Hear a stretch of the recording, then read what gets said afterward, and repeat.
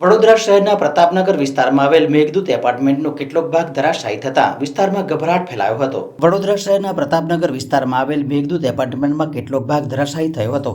અગાઉ પણ આવી જ રીતે છતનો ભાગ ધરાશાયી થતાં એક વ્યક્તિને ઈજા પહોંચી હતી।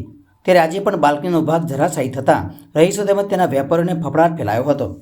ઘટનાની જાણ થતાં સામાજિક આગેવાન શૈલેન્દ્રસિંહ ઠાકોર પહોંચ્યા હતા।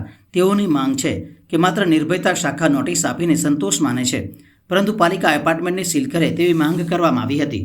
આ મેઘદૂત એપાર્ટમેન્ટ છે, અપ્સરા સ્કાયલાઇનની સામેનું બિલ્ડિંગ છે અને આના પહેલાં બી એક ઓનારત બની ચૂકી છે। એક છોકરાના ઘરમાં આખી છત પડેલી, તે વખતે બી મેં પ્રેસવાળાથી માંડીને બધાને બોલાયા હતા। કોર્પોરેશનથી માંડીને કોર્પોરેટરોથી માંડીને બધાને મેં બોલાયા હતા, પણ હજુ સુધી કોર્પોરેશનવાળા બબ્બે વાર નોટિસ આપી ગયા છે, પણ હજુ સુધી એ લોકો એક બી વખત જોવા આવ્યા નથી। આજે આ મોટી હોનારત થઈ છે, મને તો ખબર જ નથી।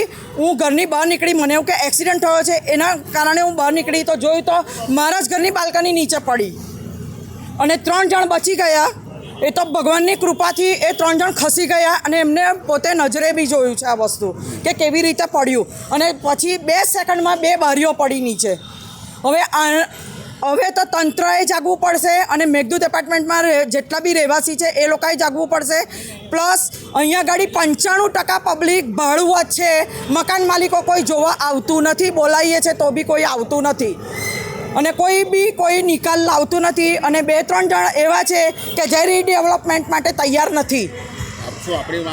અમારે આ બિલ્ડિંગ રીડેવલપમેન્ટ માટે આપવું છે। કિન્નરી ગાંધી।